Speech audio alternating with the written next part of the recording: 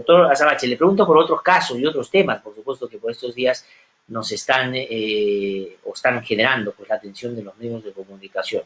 Uno tiene que ver con la situación del presidente de la República. Pasó más o menos lo que habíamos en este modesto programa, junto con otro, por supuesto, advertido. El presidente de la República ha dicho que hoy día va a presentar a la fiscal de la Nación, a través, ha dicho de un oficio, va a hacer un pedido, de que le aclare cuál es la fiscalía competente para investigarlo en el caso Lomas de Hilo y en el caso del Hospital de Moquegua, cuando era presidente regional de Moquegua. Esto a propósito de una controversia que se ha generado entre el equipo Lavallato y el equipo anticorrupción sobre quién finalmente tiene que investigarlo. ¿Qué tendría que decirnos ya a propósito de la consecuencia práctica? Es decir, ya no es solo una, digamos, diferencia entre fiscales. Ya el imputado o el investigado ha dicho, bueno, no hay certeza de quién va a investigar y ha generado un acto, por supuesto, ya de esta naturaleza. ¿Qué piensa de eso, doctor César Azabache? A ver, miremoslo primero en clave simbólica, ¿no? A mí me ha alarmado profundamente ese anuncio. Me ha alarmado porque, en efecto, la ley orgánica del Ministerio Público le concede al Poder Ejecutivo facultades de admonición, dice la ley. Es decir, el Poder Ejecutivo puede dirigirse a la Fiscalía de la Nación a plantear problemas, plantear cuestiones a resolver e iniciar comunicación de tipo institucional, pero eso es a través del Ministerio de Justicia y es en asunto de interés general, no en el ejercicio de la defensa personal del presidente de la República. El presidente de la República tiene que terminar de entender que en este caso está investigado y no puede actuar utilizando las facultades que el Poder Ejecutivo le concede. Además, no es el canal correcto. El presidente de la República tendría que resolver cómo se va a parar frente a los dos fiscales que están investigando los hechos o los cargos en su contra, no dirigirse a la Fiscalía de la Nación. Ahora, si construimos la respuesta posible de la Fiscalía de la Nación atendiendo a lo que he venido diciendo, creo que es muy probable que la Fiscalía de la Nación le diga simple y llanamente que este no es un asunto de su competencia, ¿no? De alguna manera, la fiscal de la Nación se ha puesto al margen de esta controversia, más allá de preferencias subjetivas, ya lo ha hecho. Yo habría más bien abogado porque sea la Fiscalía de la Nación la que tome una decisión proactiva más rápida en este asunto. Ha optado por dejar que sean los procedimientos regulares los que resuelvan esta situación, de modo que no será ella, será un fiscal supremo, y no es ante ella a quien tiene que actuar. Además, una persona, no voy a decir el presidente de la República, una persona, el señor Vizcarra, que ha declarado públicamente que se va a someter a todas las investigaciones que se hagan en su contra. Entonces, yo creo que en términos morales tendría mucho más sentido que él no entre en el debate sobre qué fiscal debe investigarlo o qué citación debe atender y simplemente cumpla con su palabra y acate todas las citaciones que se le hagan y declare ante todas las autoridades que quieran tomar su testimonio. Como repito, no es que no tenga el derecho a que no se repitan investigaciones o que no se resuelva la competencia, que es el presidente de la República. Y creo que ya ha generado suficientes ambigüedades en sus reacciones sobre estos casos para complicar más las cosas, utilizando, creo yo, de mala manera, sus atribuciones en el Poder Ejecutivo, ¿no? Ahora, ¿cuál es la vía formal si él tuviera esa duda, doctora Azabache? Es decir, ¿qué tendría que hacer él? Porque, claro, el asunto está, yo coincido con usted en que tiene que expresar una voluntad con actos concretos, no deliberativos, no declarativos, ¿no es cierto? O sea, yo me someto y voy, respondo al fiscal, no tengo ningún problema. Pero no vaya a ser que al haber dos fiscalías que lo citan por los mismos hechos y se deja esto correr, más adelante sí tenga un argumento para traerse abajo la investigación o pretenda traérsela abajo. ¿No es mejor que, ya que fehacientemente establecido cuál va a ser la fiscalía para que después no tengamos esos problemas? ¿O cree usted que está clarísimo y que el presidente está? Además, es bueno el ángulo que usted plantea. No es que a la Fiscalía Nacional le tiene que pedir públicamente. Él tiene que activar un mecanismo si tuviera esa duda. ¿Pero cuál sería este?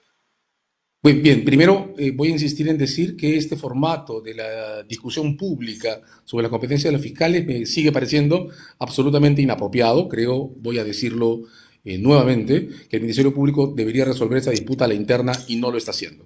Pero en cualquier caso, ya abierta esta cuestión como una contienda formal de competencias, lo que corresponde es que él plantee ante los fiscales provinciales que lo llaman una cuestión vinculada precisamente a la definición de las atribuciones que cada uno de ellos tiene. Ellos consultarán a sus superiores, son, digamos, prácticamente dos distritos judiciales, pues son dos sistemas especializados, de modo que sus superiores decidirán si elevan esto en consulta a un fiscal, a uno de los dos fiscales supremos que tenemos, y por desgracia esto se va a resolver como se resuelven los litigios, ¿verdad? En términos de una decisión sobre competencias predominantes, y entonces un fiscal va a ganar y el otro va a perder. Eso me parece profundamente desagradable en términos institucionales. Creo que le resta potencia al Ministerio Público, le resta visión de futuro. Sigo creyendo que en cualquier caso habría sido mejor tener ahora un fiscal supremo anticorrupción que sea el que decida esto, repito, a la interna. Pero el procedimiento se hace ante los fiscales y desde abajo. Y atención con esto.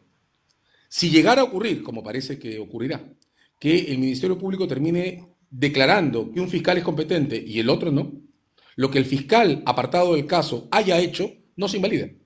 Las cuestiones sobre competencia, eso está en la ley procesal, pero también está en la jurisprudencia de la Corte Interamericana del caso Benenson. Las cuestiones sobre competencia no dejan sin efecto las evidencias que haya recogido un fiscal luego que haya tenido que trasladar el caso a otro. De modo que no tenemos ningún riesgo procesal aquí. Tenemos sí una situación de incómoda tensión que tendrá que resolverse.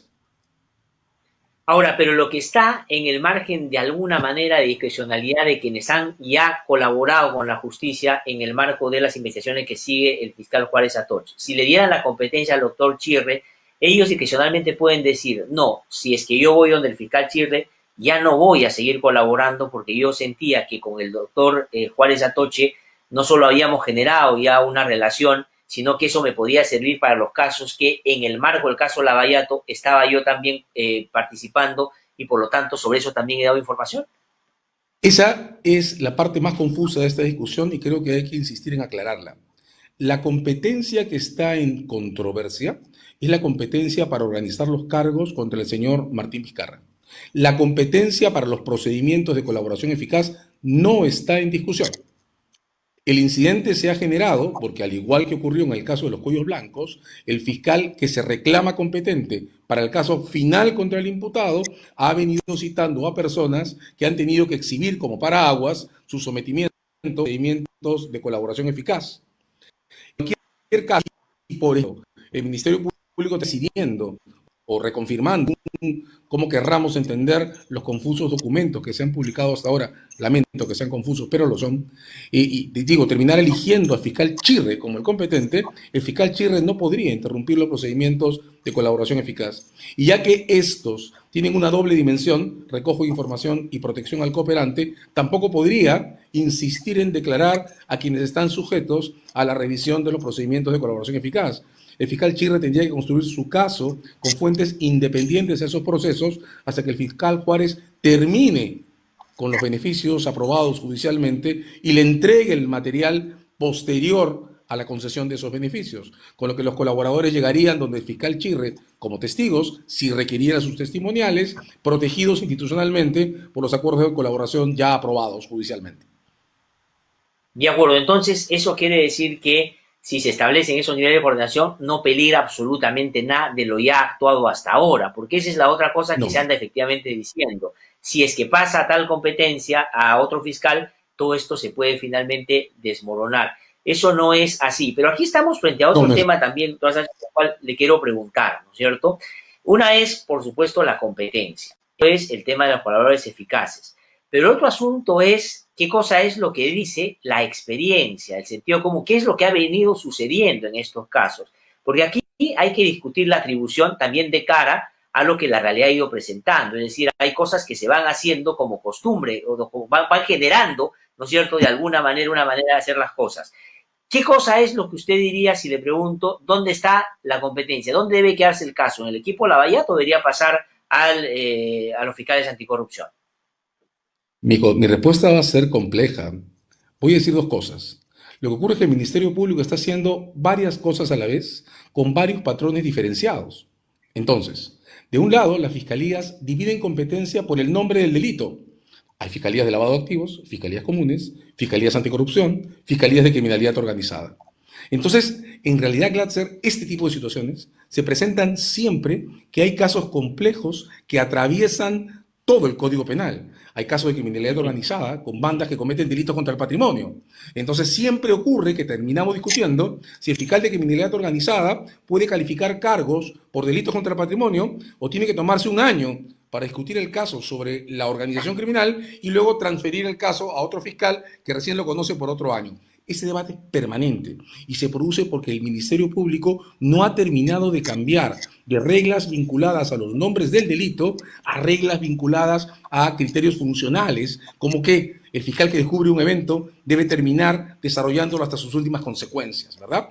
Ambas reglas existen al mismo tiempo. Por eso he insistido en decir que en este caso los dos grupos de la Fiscalía tienen razones muy potentes para afirmar sus propias competencias. Lo que la Fiscalía Suprema va a terminar teniendo que hacer es terminar de definir si el Ministerio Público se va a seguir organizando en atención a los nombres de los delitos o va a terminar de adoptar criterios más funcionales vinculados a conceptos como los grupos de trabajo y la predominancia por el tiempo de competencia adquirida que permitan que esas cosas no pasen en el futuro. Pero están pasando en atención o en referencia a todas las fiscalías especializada por nombres de delitos. Está pasando con las fiscalías comunes y está pasando con las fiscalías que adquieren competencia por grupos criminales. ¿Nota la diferencia? Fiscalías comunes, fiscalías de criminalidad organizada, tributarias, lavado de activos, organización criminal y fiscalías para los casos cuellos blancos y los casos Odebrecht. Son tres criterios diferentes y están vigentes los tres al mismo tiempo. Pero en medio de esa complejidad, digamos, ¿cuál es su apreciación? ¿Hacia dónde se inclina más a creer usted que se debe resolver el asunto? Gracias, perdón, lancé la introducción y no terminé. En realidad yo creo que esto debió definirse cuando comenzaron a abrirse los expedientes de los casos del Club de la Construcción. Porque el Club de la Construcción como caso tiene proyecciones para terminar alcanzando a casi todo el territorio nacional. De modo que por volumen, a mí me parece que es organizacionalmente mucho para meterlo bajo el paraguas de los casos Odebrecht. Entonces, mi posición es estrictamente funcional. El Club de la Construcción debería tener una fiscalía ad hoc, como la tiene el caso de los cuellos blancos y como la tiene el caso Odebrecht. Y claro, digamos, si eso se hubiera optado como decisión, el fiscal Juárez tendría que ser el encargado de ese equipo de trabajo, que es el primero que recibió esas declaraciones. La segunda opción, también lo he dicho, es crear ahora una fiscalía ad hoc, por lo menos para los casos Vizcarra, que son los que están tensionando esto con más fuerza, e incorporar en ella tanto a gente, tanto a magistrados del equipo del fiscal Juárez, como al propio fiscal Chirre o magistrados del equipo del fiscal Chirre. Resolver de nuevo en la interna, en función a reglas organizacionales basadas en criterios como carga de trabajo, solidez institucional, objetividad, que saquen esto de una confrontación entre dos de nuestras principales fiscalías. Ahora, y es un asunto que de todas maneras desgasta, ¿no? Porque ¿cómo compatibilizar el hecho objetivo siguiente que usted refiere en su último artículo en el Diario de la República, ¿no? Por un lado uno dice, el equipo Lavallato ha demostrado, diría yo, holgadamente, de que tiene rigor, además, digamos, es valiente y no ha tenido ningún miramiento de poner lo que tiene que poner a quien sea, sin distinción. Y Vizcarra tiene que estar sometido a ese mismo trato. Entonces uno tiene como confianza el equipo Lavallato. Pero a la vez el reclamo al equipo Lavallato es, pero no hay ninguna sentencia, no hay ningún caso ya en juicio. En cambio, el doctor Chirre, además, que hay que decir que es injusto que se diga que unos son buenos y otros son malos, el doctor Chirre ha conseguido la única sentencia en el caso Lavallato, que es el caso del señor Álvarez de Ancash. Entonces uno dice, optamos por darle más a uno que hasta ahora no tiene juicios o darle al que ya por lo menos tiene una sentencia. Entonces es una cosa tremenda, pues, ¿no? Es tremenda porque, como tu propio comentario pone en evidencia, es una cuestión que debió desarrollarse por consideraciones organizacionales, por tanto, a la interna del Ministerio Público, calculando los números. Este tipo de cosas, Glatzer, se tienen que definir considerando que el día tiene cerca de 240 días útiles el año tiene cerca de 240 días útiles y 8 horas diarias de trabajo. De modo que no podemos esperar que un equipo que ha mostrado, como bien has dicho, su seriedad y que está teniendo problemas objetivos, justificados, esa es otra discusión, para concretar su cartera de acusaciones, termine siendo considerado una masa elástica que, por lo bueno que es o por lo riguroso que es, tiene que absorber no importa cuántos casos. La capacidad instalada de los cuerpos de investigación tiene que ser tomada en cuenta. Los órganos fiscales no son barriles sin fondo que puedan recibir no importa cuántos casos solo porque parezca importante que los tengan. Estos son asuntos que deberían haberse resuelto en términos de administración y gestión de recursos de persecución del delito. Y se están discutiendo en el formato de una disputa sobre mejores derechos. Eso es lo que no tiene sentido. Habría que haber pensado esto de otra manera. Creo que todavía estamos a tiempo de hacerlo, pero por desgracia las cosas se están decantando hacia una controversia que no resuelve el problema del fondo, y el problema de fondo es organizacional. entre dos equipos serios, respetables, cada uno de los cuales tiene muy buenas razones para reclamar su competencia, y entonces en el medio lo que están son las consideraciones sobre capacidad instalada, recursos escasos, tiempo disponible y objetivos, todas organizacionales, no jurídicas. Ahora, pero si son organizacionales, entonces César Azabache no tendría razón, acaso, que sea la fiscal de la Nación que lo defina, porque claro, si es un asunto estrictamente, digamos, de funciones o jurisdicciones, me imagino que habilitar el procedimiento para que dirima un Supremo es lo correcto. Pero si es un asunto de decir, a ver, vamos a organizarnos bien, ¿qué cosa es lo que queremos? Investigar de la mejor manera, ¿no es cierto? Ya, bestial, vamos a hacerlo así. Tú necesitas qué cosa para fortalecer tu capacidad de hacerlo. Más fiscales, una fiscalía ad hoc, es decir, no es mejor así que se resuelva. Y la segunda pregunta que quiero hacerle junto con eso, el presidente podría mañana no recibir al fiscal Juárez Atoche bajo el argumento es como no me han contestado, yo no respondo a ningún fiscal. A ver, sobre lo primero, sí. De hecho, mantengo el llamado que he hecho desde la primera vez que hablamos de esto para que sea la fiscal de la Nación quien lo resuelva, pero no a pedido del señor Martín Vizcarra. Resolverlo a pedido del señor Martín Vizcarra sería casi como darle la razón en un formato que encuentro totalmente inapropiado, siendo él en este momento una persona sujeta a intereses personales en estos casos y no el representante del Poder Ejecutivo.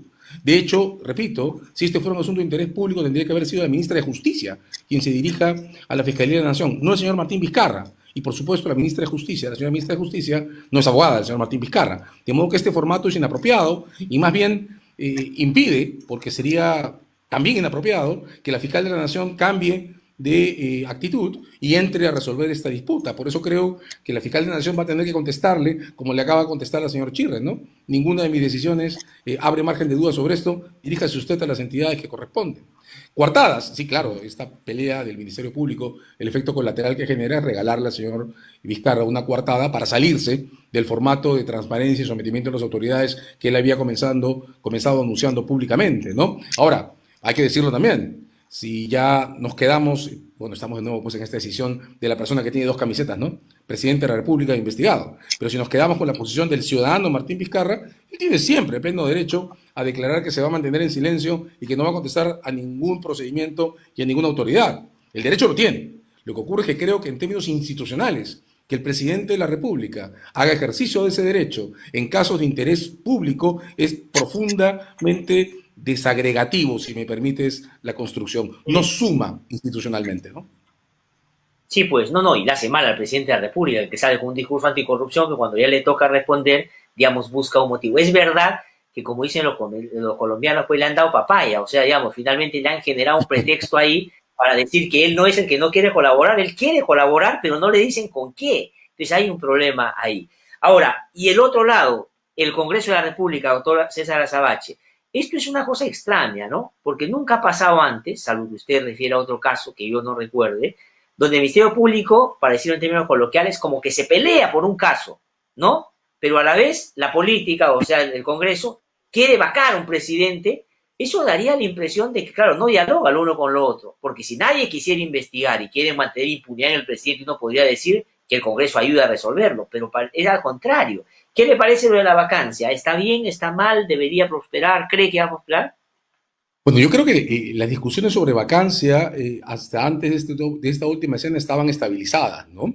Hay un caso pendiente ante el Tribunal Constitucional que había salido de la coyuntura y que daba, por tanto, espacio para una discusión madura.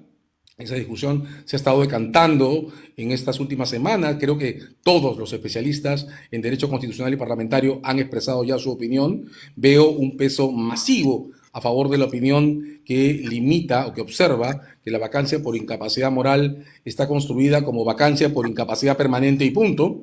De hecho, está la comparación entre la vacancia y la suspensión, ¿no? La suspensión está por incapacidades temporales, entonces la vacancia debe estar por incapacidad permanente. De hecho, Samuel Abad y Javier Alonso de Belaunde han puesto énfasis en sus comentarios en el tipo de procedimiento que se sigue, ¿no? De acuerdo a eso, el procedimiento de la vacancia es express, rapidísimo, porque no se trata de imputarle a alguien algo que tiene que defenderse, sino se trata de reconocer una situación de imposibilidad que obliga a una sucesión rápida de la presidencia.